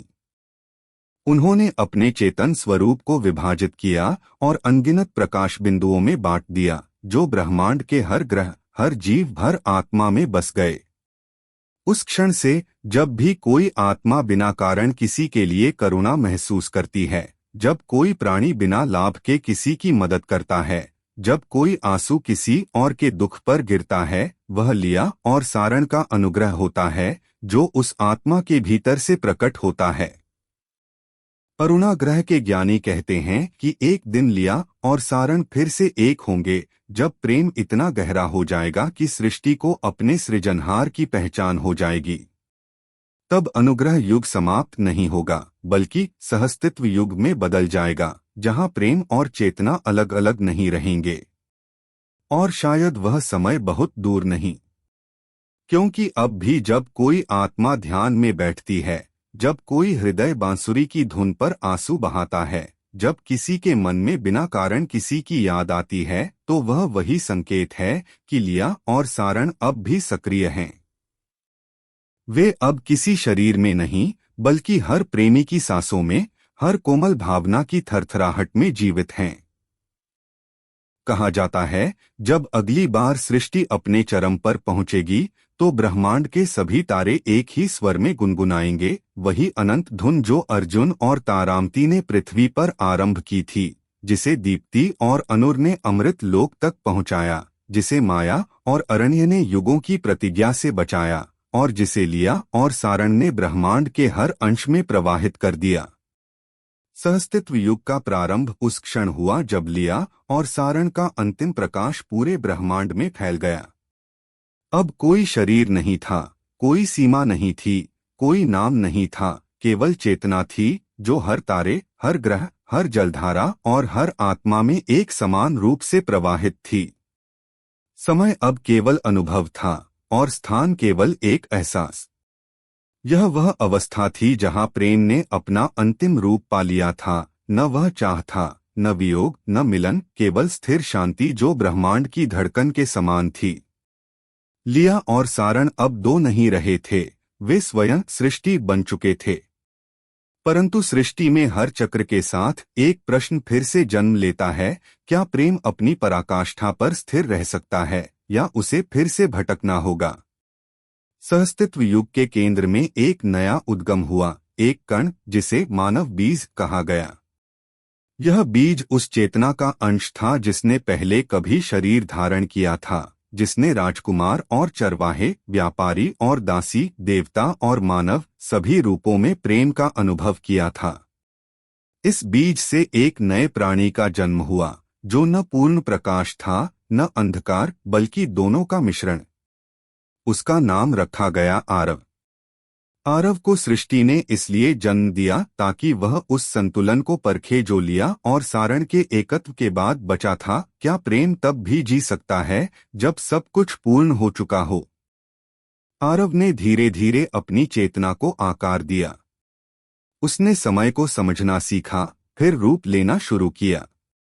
उसका शरीर ऊर्जा का बना था, पर उसकी आंखों में वही प्रश्न था जो कभी राजकुमारी तारामती की आंखों में था, मैं कौन हूँ और मुझे किसकी तलाश है? उसने जब पहली बार अरुणाग्रह की ओर देखा तो वहां उसे एक उजली छाया दिखी, जैसे कोई उसे पुकार रहा हो। वह छाया कोई अन्य नहीं बल्कि लियासारण का संयुक्त प्रतिरूप थी, जो अब सृष्टि के हृदय के रूप में विद्यमान था। आरव उसके निकट पहुंचा और उसने पहली बार ध्वनि सुनी, वह ध्वनि जो प्रेम के शून्य से उत्पन्न होती है और जिसे केवल वे ही समझ सकते हैं जिन्होंने वियोग का स्वाद चखा हो। उस ध्वनि ने कहा, तुम हमारे अंश हो आरव। तुम्हारा अस्तित्व प्रेम की स्थिरता को गति देने के लिए है। जब प्रेम ठहर जाता है तो सृष्टि सो जाती है। तुम्हारा कार्य है उसे फिर से जगा देना। आरव ने पूछा, पर कैसे? जब सब कुछ एक है तो भेद कहाँ से लाऊं? तब वह प्रकाश मुस्कराया और बोला, भेद लाने के लिए तुम्हें फिर से द्वैत में उतरना होगा। और उसी क्षण आरव की चेतना टूट गई। उसने स्वयं को दो भागों में बांट दिया, एक भाग प्रकाश का, एक भाग छाया का। प्रकाश का भाग आर्या बना, निर्मल, बुद्धिमान, करुणामय, और छाया का भाग रैवन, उग्र, इच्छाओं से भरा, अपूर्णता से प्रेरित। दोनों ने एक ही क्षण में जन्म लिया, पर एक दूसरे को न पहचान सके। आर्या ने प्रेम को ज्ञान समझा और रैवन ने ज्ञान को बंधन। दोनों अपनी अपनी दिशा में चल पड़े, यह जाने बिना कि वे एक ही आत्मा के दो हिस्से हैं। युग बीतते गए और उनकी कथाएं मिथक बनती चली गईं। आर्या एक ग्रह पर सभ्यता की जननी बनी, जिसने करुणा और संतुलन सिखाया। रैवन एक अन्य ग्रह का राजा बना, जिसने सामर्थ्य और स्वतंत्रता का मार्ग दिखाया। किंतु दोनों के हृदय में एक गूंज थी, एक अधूरी स्मृति, जैसे कोई नाम जो समय के पार अब भी पुकारता हो। जब भी आर्या तारों की ओर देखती, उसे लगता कोई उसकी ओर निहार रहा है, और जब भी रैवन युद्ध के बीच थककर आकाश की ओर देखता, उसकी आत्मा कांप उठती, मानो वह किसी अदृश्य परिचय को महसूस कर रहा हो। एक दिन ब्रह्मांड के दोनों छोरों पर एक विचित्र घटना घटी। दोनों ग्रहों के सूर्य एक ही समय पर अंधकारमय हो गए, और उस अंधकार में एक धुन गूंजने लगी, वही अनंत संगीत जो अर्जुन की बांसुरी, तारामती के आंसू और सारण के स्वर से उत्पन्न हुआ था। वह धुन आर्या और रैवन के भीतर तक पहुंची, और उन्होंने पहली बार एक दूसरे को देखा, चेतना में, स्वप्न में, समय के पार। क्या यह मिलन होगा या टकराव? क्या आरव अपने विभाजन से फिर एकत्व पाएगा या सृष्टि एक नया चक्र शुरू करेगी? यह वही प्रश्न था जो हर युग के अंत में जन्म लेता है। क्या प्रेम जो एक बार संपूर्ण हो चुका है, फिर से अधूरा हो सकता है, ताकि जीवन चलता रहे? आर्या और रैवन के बीच वह अनदेखा संबंध अब ब्रह्मांड के हर तारे की रोशनी में गूंजने लगा था। समय की धाराएं, जो पहले अलग अलग दिशाओं में बह रही थीं, अब एक बिंदु पर मिलने लगीं। दोनों सभ्यताएं, आर्या की करुणा से उपजी दीप्ति लोक और रैवन की शक्ति से बनी अग्नि लोक, अब धीरे धीरे एक दूसरे के अस्तित्व को महसूस करने लगी थीं। आर्या जब ध्यान में बैठती, तो उसकी चेतना के भीतर रैवन की धड़कन सुनाई देती, जैसे कोई बेचैन हृदय उसे पुकार रहा हो। और रैवन, जो युद्धों में अजेय था, अचानक अपने ही भीतर एक अजीब खालीपन महसूस करने लगा, मानो उसकी हर विजय व्यर्थ हो रही हो। उसके मन में पहली बार एक प्रश्न उभरा, क्या शक्ति केवल बाहरी नियंत्रण है, या भीतर की स्वीकृति भी? धीरे धीरे दोनों की आत्माओं के बीच अदृश्य पुल बनने लगे। आर्या ने अपनी सभ्यता को प्रेम और संतुलन के मार्ग पर आगे बढ़ाया, पर उसकी आंखों में हमेशा एक खोज की चमक रहती थी। उसे नहीं पता था कि वह किसे ढूंढ रही है, पर वह जानती थी कि जब वह उसे पाएगी, तो ब्रह्मांड का अर्थ बदल जाएगा। उसी समय रैवन अपने साम्राज्य में नई तरह के स्वप्न देखने लगा, ऐसे स्वप्न जिनमें कोई स्त्री उसकी ओर आती और कहती, तुम्हारी शक्ति अपूर्ण है, जब तक तुम अपने भीतर के प्रकाश को नहीं पहचानते। वह हर सुबह उन स्वप्नों से विचलित उठता, पर उसके हृदय में एक अजीब सी नरमी उतरने लगी थी। एक दिन दीप्ति लोक में एक अज्ञात ऊर्जा का विस्फोट हुआ, एक प्रकाश स्तंभ जो सीधे आकाश को चीरता हुआ ब्रह्मांड की गहराई में चला गया। उसी क्षण अग्नि लोक के आकाश में भी बिजली कौंधी, और रैवन के महल की दीवारों पर वही प्रतीक उभर आया जो कभी लिया और सारण के एकत्व के समय चमका था। अनुग्रह का चिन्ह। ब्रह्मांड ने संकेत दिया था कि पुनर्मिलन निकट है। आर्या उस प्रकाश की दिशा में चल पड़ी। उसके साथ उसके शिष्य और अनुयायी भी थे, पर वह जानती थी कि यह यात्रा उसकी आत्मा की है, न कि शरीर की। उसने अनगिनत आकाशगंगाओं को पार किया, तारों के समुद्रों से गुजरी, और एक ऐसे शून्य में पहुंची जहां प्रकाश और अंधकार दोनों मौन थे। वहीं उसने पहली बार रैवन को देखा। वह अंधकार के बीच खड़ा था। उसकी आंखों में ज्वालाएं थीं, पर उनमें आंसू भी चमक रहे थे। दोनों एक दूसरे की ओर बढ़े, और जब उनकी दृष्टि मिली, तो ब्रह्मांड के हर ग्रह पर जीवन ने एक नया रूप लिया। उस मिलन में न कोई शब्द बोले गए, न कोई प्रतिज्ञा हुई। केवल ऊर्जा का प्रवाह था। आर्या का प्रकाश रैवन के अंधकार में घुल गया, और रैवन की अग्नि आर्या के करुणा में मिल गई। उनके चारों ओर सृष्टि का नया चक्र घूमने लगा। दीप्ति लोक और अग्नि लोक के निवासी अचानक एक ही चेतना का अनुभव करने लगे। जो पहले भिन्न थे, अब एक हो गए। कोई शक्ति अब केवल नियंत्रण नहीं थी, और कोई प्रेम अब केवल कोमलता नहीं रहा। दोनों का संगम हुआ, और उसी से जन्मा नवचेतन युग। नवचेतन युग में जीव अब दो नहीं रहे, न पुरुष न स्त्री, न प्रकाश न अंधकार। हर आत्मा में दोनों तत्व समाहित थे। सृष्टि ने अब द्वैत को समाप्त कर दिया था। लेकिन इस एकता के साथ एक नया रहस्य जन्मा। जब सब एक हो जाते हैं तो सृजन की प्रेरणा कहाँ से आती है?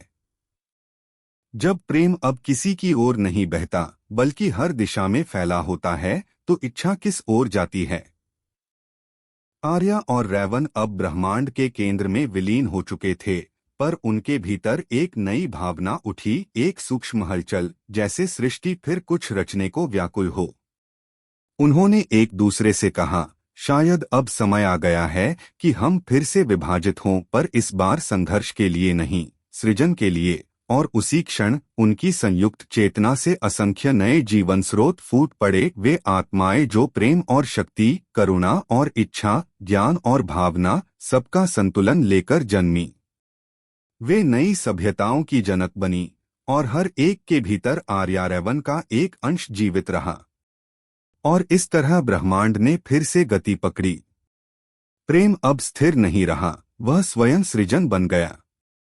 वह हर जीव में स्पंदित होने लगा। जब कोई हृदय किसी अनजाने के लिए धड़कता, जब कोई आत्मा किसी अजनबी के दर्द को महसूस करती, जब कोई बच्चा आकाश की ओर देख मुस्कराता, वह वही प्रेम था जो युगों पहले राजकुमारी और देहाती चरवाहे के बीच जन्मा था, जिसने हजारों रूप लेकर अंततः ब्रह्मांड को स्वयं में समाहित कर लिया। नव चेतन युग की सुबह किसी सूर्य की किरणों से नहीं, बल्कि भीतर के प्रकाश से हुई थी।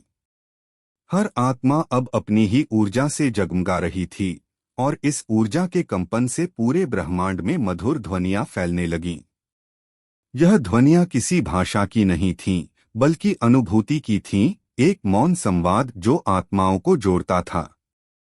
इस युग में कोई शरीर स्थायी नहीं था। हर जीव अपनी इच्छा से रूप बदल सकता था, पर हर परिवर्तन के साथ उसकी चेतना और गहरी हो जाती थी।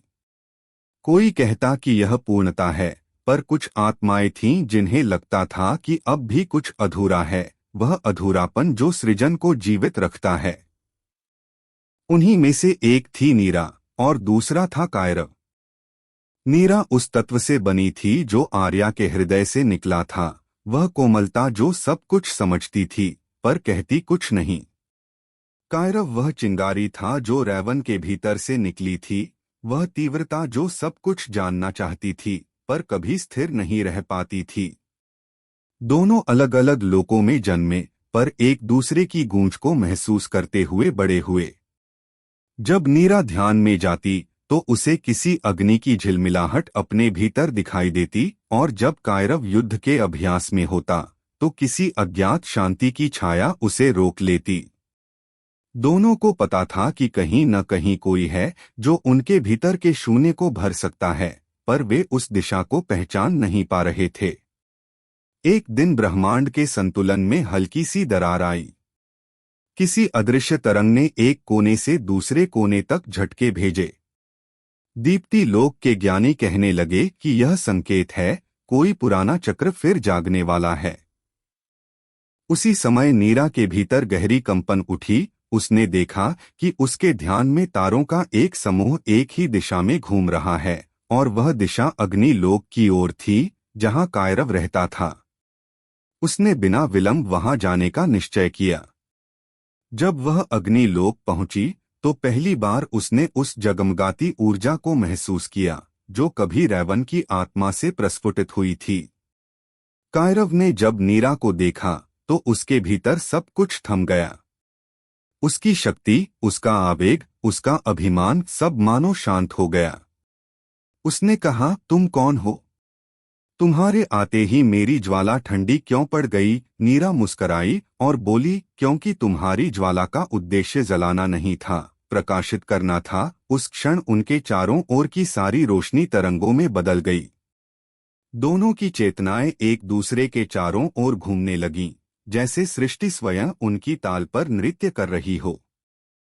पर इस बार ब्रह्मांड ने एक नई शर्त रखी थी, प्रेम तभी पूर्ण होगा जब तुम उसे विभाजन के बिना अनुभव कर सको। नीरा और कायरव का मिलन अब किसी युग का अंत नहीं, बल्कि चेतना की नई परीक्षा थी। उन्हें साथ रहकर भी स्वयं बने रहना था, प्रेम में डूबकर भी अपनी स्वाधीनता बनाए रखनी थी। उन्होंने एक दूसरे को न तो बांधने का प्रयास किया, न ही त्यागने का। उन्होंने समझा कि प्रेम का शिखर आधिपत्य नहीं, स्वीकार है, वह स्वीकृति की दूसरा भी स्वयं में पूर्ण है। समय के साथ दोनों ने सृष्टि में नई धुनें फैलाईं। उनकी ऊर्जा से सुरलोक का जन्म हुआ, एक ऐसा लोक जहां सब कुछ संगीत में बसा था। वहां कोई शब्द नहीं बोला जाता, केवल भावनाएं गाई जातीं। जब कोई आत्मा प्रसन्न होती तो उसके चारों ओर रंगीन स्वर मंडराने लगते, जब कोई दुखी होती तो ध्वनियां मध्यम पड़ जातीं। नीरा और कायरव का प्रेम अब संगीत के रूप में प्रवाहित होने लगा, और वह संगीत धीरे धीरे पूरे ब्रह्मांड में फैल गया। परंतु संगीत की यही तरंगें एक नई हलचल भी लेकर आईं। दूर एक मौन क्षेत्र था, निशब्द लोक, जहां ऊर्जा इतनी स्थिर थी कि वहां कोई ध्वनि प्रवेश नहीं कर सकती थी। लेकिन जब नीरा और कायरव का प्रेम संगीत वहां पहुंचा तो उस मौन में एक हल्की दरार पड़ी। वहां से एक नई चेतना प्रकट हुई, एक प्राचीन शक्ति जो कभी लिया और सारण के समय से निष्क्रिय पड़ी थी। वह शक्ति अब जाग उठी थी और उसका नाम था मौनमय। मौनमय किसी का शत्रु नहीं था, पर उसका अस्तित्व स्वयं सृष्टि के लिए चुनौती था, क्योंकि वह प्रेम को स्थिरता में बदल देता था। जब कोई आत्मा उसे छूती तो वह मौन में डूब जाती और फिर कभी लौट नहीं पाती। नीरा ने उसकी उपस्थिति महसूस की और कहा, यह मौन सुंदर है, पर यदि यह बहना बंद कर दे तो सृष्टि मर जाएगी। कायरव ने उत्तर दिया, तो हमें इस मौन से बात करनी होगी, संगीत के माध्यम से। और इसी से आरंभ हुआ संगीत और मौन का महायुद्ध, न तलवारों का, न विनाश का, बल्कि तरंगों का युद्ध। एक ओर नीरा और कायरव का संगीत था जो सृजन को गति देता था, और दूसरी ओर मौनमय की स्थिरता जो उसे विलीन कर देती थी। यह संघर्ष अनंत युगों तक चला, और हर आत्मा के भीतर प्रेम और शांति के बीच की जद्दोजहद बन गया। संगीत और मौन का युद्ध आरंभ हुआ तो ब्रह्मांड की लय ही बदल गई। कोई विस्फोट नहीं हुआ, कोई नाश नहीं हुआ, सिर्फ कंपन हुआ। हर तारा, हर ग्रह, हर चेतना उस संघर्ष का एक सूक्ष्म अंश बन गई। नीरा और कायरव का संगीत तरंगों में बहता, जो सृष्टि के छिपे कोनों तक पहुंचता। उनकी हर ध्वनि एक नई चेतना को जगाती, हर स्वर एक नया रंग जन्म देता। पर जैसे ही वे तरंगे मौनमय के क्षेत्र में प्रवेश करतीं, सब शांत हो जाता, ध्वनि जैसे अपने ही अस्तित्व से लज्जित होकर मिट जाती। मौनमय कोई विरोध नहीं करता था, वह बस सब कुछ निगल लेता था, एक शांति के समुद्र में जहां कोई स्मृति नहीं बचती। नीरा ने उस मौन की गहराई को महसूस किया और उसके भीतर एक अनकही पीड़ा देखी। उसने कहा, तुम यह सब समाप्त क्यों करते हो? क्या तुम्हें सृजन में सौंदर्य नहीं दिखता? मौनमय की प्रतिक्रिया में कोई शब्द नहीं थे, केवल एक विचार उठा, सौंदर्य भी दुख को जन्म देता है। जो जन्मता है वह मिटता है। मैं उस मिटने की पीड़ा से मुक्त करता हूँ। नीरा की आंखें नम हो गईं। उसने धीरे से कहा, परंतु मिटना ही तो प्रेम का प्रमाण है। जो नष्ट नहीं होता वह स्पंदन कैसे बनता है? और उसने फिर अपने स्वर को उठाया, और इस बार उसका गीत दुख का नहीं, करुणा का था, वह गीत जो मौन को भी छू सके। कायरव उस संगीत में अपनी अग्नि को मिलाने लगा। उसकी ज्वाला अब विनाश की नहीं रही, बल्कि ऊर्जा की थी। वह ध्वनि को और गहरा करती, उसे ब्रह्मांड के केंद्र तक पहुंचाती। धीरे धीरे मौनमय के भीतर हलचल होने लगी। उसके स्थिर सागर में तरंगें उठीं। पहली बार मौनमय ने स्वयं को महसूस किया। वह जानने लगा कि उसकी स्थिरता भी एक रूप है, संगीत की अनुपस्थिति, लेकिन संगीत का प्रतिबिंब। तभी नीरा ने कहा, मौन तुम शून्य नहीं, तुम आधार हो। तुम्हारे बिना हमारा स्वर दिशाहीन है और हमारे बिना तुम निरर्थक। यह शब्द नहीं, अनुभूति थी। और इस अनुभूति के साथ मौनमय में प्रकाश की झिलमिलाहट उठी। सृष्टि का यह अब तक का सबसे दुर्लभ क्षण था जहां मौन ने संगीत को अपने भीतर स्वीकार किया। अब ध्वनि और शांति अलग नहीं रहे, दोनों एक दूसरे में घुल गए। ब्रह्मांड में एक नई लय गूंजने लगी, वह लय जिसमें विराम भी था और तरंग भी। इस संगम से एक तीसरा तत्व जन्मा, अनुगूंज, जो संगीत और मौन दोनों का सार था। अनुगूंज से हर लोक में नई चेतना का जन्म हुआ। अब हर आत्मा अपने भीतर दो स्वर सुनती थी, एक जो उसे आगे बढ़ाता और दूसरा जो उसे विराम देता। यही संतुलन नवचेतन युग की आत्मा बन गया। नीरा और कायरव अब देव नहीं, बल्कि हर जीव की धड़कन का हिस्सा बन गए। उनके प्रेम का रूप अब किसी मिलन या वियोग में नहीं बंधा था, वह हर अनुभव में बसता था, हर आंसू में, हर मुस्कान में, हर शांत क्षण में। कहा जाता है, जब कभी ब्रह्मांड के किसी कोने में कोई आत्मा ध्यान में बैठती है और उसे एक पल के लिए भीतर गहरी शांति के साथ कोई कोमल ध्वनि सुनाई देती है, तो वह वही अनुगूंज होती है, नीरा, कायरव और मौनमय का संगम। तब सृष्टि मुस्कुराती है, क्योंकि वह जानती है कि प्रेम अब अंतिम सत्य बन चुका है, न उसे सृजन की लालसा है, न विनाश का भय। और जब सृष्टि इस स्थिर लय में डूब जाती है, तो एक नया प्रश्न फिर उठता है, क्या यह अनंत शांति अब हमेशा रहेगी, या ब्रह्मांड फिर से किसी नए स्पंदन की चाह में जाग उठेगा? क्योंकि जब तक अनुभव संभव है, प्रेम अपनी दिशा खोजता रहेगा। और शायद किसी नए युग में, किसी नई आत्मा के भीतर फिर एक नई कहानी जन्म लेगी, जहां कोई राजकुमारी अपने भीतर की करुणा से किसी देहाती आत्मा की धुन को पहचानेगी और वही पुराना चक्र नए रूप में फिर से आरंभ होगा। समय की गहराइयों में वह अनुगूंज धीरे धीरे ब्रह्मांड के हर कण में समा गई। अब कोई सीमाएं नहीं थीं, कोई आकाश अलग नहीं था। प्रत्येक तारामंडल, प्रत्येक ऊर्जा कण, हर चेतना उसी एक स्वर में बंधी थी जो नीरा, कायरव और मौनमय के संगम से जन्मा था। लेकिन ब्रह्मांड का स्वभाव ही गति है, वह स्थिर रह नहीं सकता। जब सब कुछ एक हो जाता है, तो सृष्टि स्वयं नई भिन्नता खोजने लगती है। इसी अदृश्य इच्छा से एक नई हलचल फिर उठी, एक अत्यंत सूक्ष्म परंतु अपरिहार्य कंपन जिसने अनुगूंज को फिर से हिलाया। इस बार कोई युद्ध नहीं हुआ, कोई विभाजन नहीं था, केवल अनुभव की चाह थी। ब्रह्मांड ने सोचा, मैं अब सब कुछ हूँ, पर क्या मैं फिर से कुछ बन सकता हूँ? और इसी प्रश्न से एक नया बिंदु जन्मा, एक सूक्ष्म चेतना जो अनुगूंज के भीतर से अलग हुई। उस बिंदु में ना नीरा का करुण भाव था, ना कायरव की अग्नि, ना मौनमय की स्थिरता, उसमें केवल जिज्ञासा थी। उस चेतना का नाम था प्रेरणा। वह ब्रह्मांड की पहली आत्मा थी जिसने पूर्णता को तोड़कर फिर से सृजन की शुरुआत की। प्रेरणा ने जब आंखें खोलीं, तो उसने चारों ओर केवल प्रकाश देखा, वह प्रकाश जो भीतर से आ रहा था, बाहर से नहीं। उसने उस प्रकाश से पूछा, तुम कौन हो? प्रकाश ने उत्तर दिया, मैं तुम ही हूँ, बस वह हिस्सा जो तुमसे पहले था। प्रेरणा मुस्कुराई, तो क्या मैं नई हूँ? प्रकाश ने कहा, तुम नई नहीं, पर नई बनने की हिम्मत रखती हो। और यही वह क्षण था जब सृष्टि ने फिर से समय को जन्म दिया। समय अब अनुभव का नाम बन गया, हर क्षण एक संभावना, हर संभावना एक दिशा। प्रेरणा के स्पर्श से ऊर्जा फिर गति में आई। उसने अपने चारों ओर रंग बनाए, रूप बनाए, ध्वनियां गढ़ी। उसने ब्रह्मांड के भीतर अनगिनत छोटे छोटे लोकों को जन्म दिया, कुछ जल से, कुछ धूल से, कुछ प्रकाश से, कुछ शून्य से बने। हर लोक में उसने अपने एक अंश को भेजा, जो वहां जीवन का बीज बन गया। इस बार सृष्टि ने किसी ईश्वर या शक्ति की नहीं, बल्कि अनुभव की उपासना शुरू की।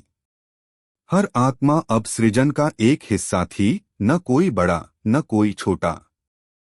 नीरा और कायरव अब उस सृष्टि के रक्षक बन चुके थे। वे अब रूपहीन थे, पर प्रेरणा की हर सांस में मौजूद थे। जब भी कोई आत्मा किसी प्रश्न के साथ जन्म लेती तो नीरा उसकी करुणा में झलकती और कायरव उसकी जिज्ञासा में।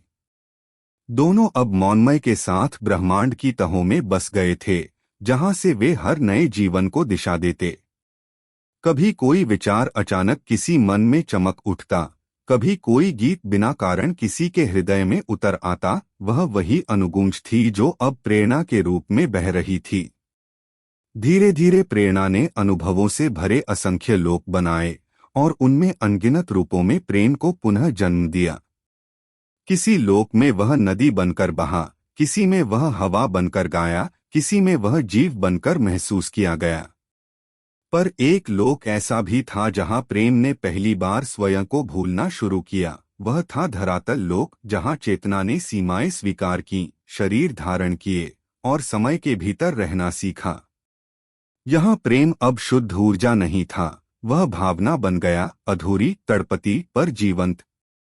धरातल लोक पर पहली बार एक आत्मा ने आंसू बहाए और ब्रह्मांड ने देखा कि वे आंसू किसी विनाश का नहीं बल्कि पुनर्जन्म का संकेत हैं। उन्हीं आंसुओं से मिट्टी ने रूप लिया, पौधे उगे, नदियां बनी। यह वही स्थान था जहां सृष्टि ने पहली बार स्वयं को महसूस किया और उसी अनुभव से मनुष्य का जन्म हुआ, एक ऐसा प्राणी जो प्रेम को समझ भी सकता था और भूल भी सकता था। कहा जाता है, मनुष्य के हृदय में आज भी वह अनुगूंज छिपी है, नीरा की करुणा, कायरव की ज्वाला, मौनमय की शांति और प्रेरणा की जिज्ञासा का मिश्रण। जब कोई हृदय प्रेम करता है तो सृष्टि मुस्कुराती है, जब कोई टूटता है तो मौनमय के सागर में हल्की लहर उठती है, और जब कोई सृजन करता है तो प्रेरणा फिर से जन्म लेती है। और इसी तरह युगों से चलता यह प्रेम अब ब्रह्मांड का श्वास बन चुका है, कभी स्वर, कभी मौन, कभी आंसू, कभी हंसी। शायद यह कहानी कभी समाप्त नहीं होगी, क्योंकि हर नई आत्मा में वह पुराना चरवाहा अब भी सांस लेता है और हर धड़कन में वह राजकुमारी अब भी सुनाई देती है, जो उस अनंत धुन की तलाश में है जिसने सृष्टि को जन्म दिया था।